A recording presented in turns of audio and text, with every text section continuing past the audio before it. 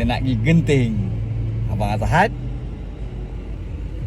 Mana Asyad tidur? Bye-bye Aris. Bye-bye.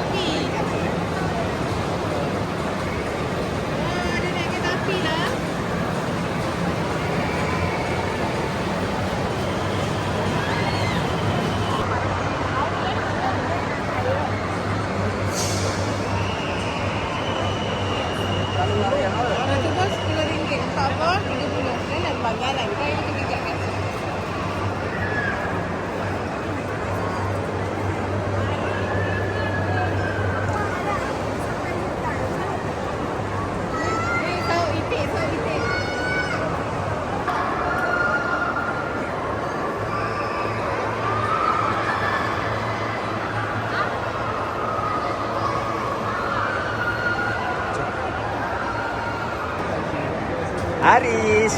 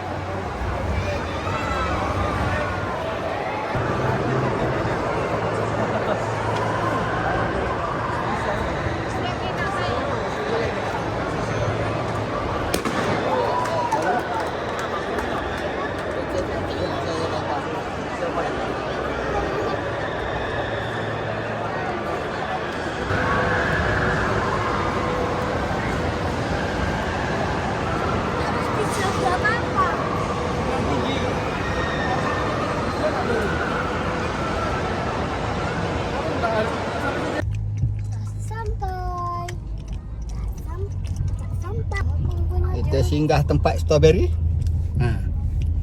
Tempat jagung. Jagung, strawberry.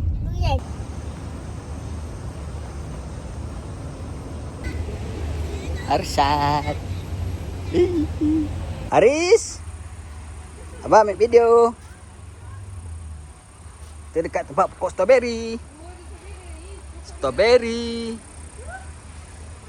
Ya, aktiviti mengutip buah strawberry daripada Sapurija family. Hari pakai gunting. Oh ni. Hot ni. Hot ni merah ni. Ni Azad Zikri. Say hi. Ni banyak. Hari, tak boleh potong. Wow, banyak strawberry sini. Ni, boleh? Aris Zaring. Nengok ni.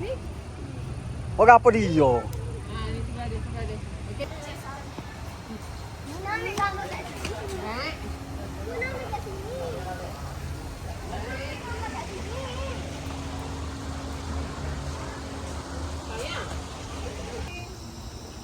Kita berada di ladang tomato. Look at this. Petik kena bayar kan? Go. Tidak bilang petik. Tomato.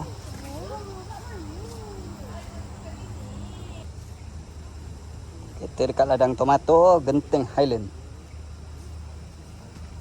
Ni tomato jenis apa tak tahu, kecil-kecil je. Warna oranye. Ni tomato besar. Sekarang kita di kandang rusa di Genting Highland. Ada burung merpati, rusa.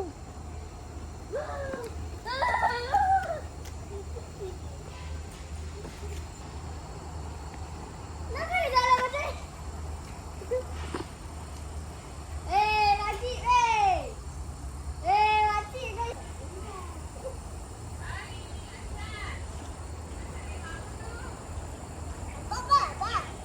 Jangan. Takut orang ni. Ni. Ya, basuh tangan ni. Saya pegang rabbit ni macam tak sihat ke? Abang cakap jangan pegang. Pergi tu. Di. Eh,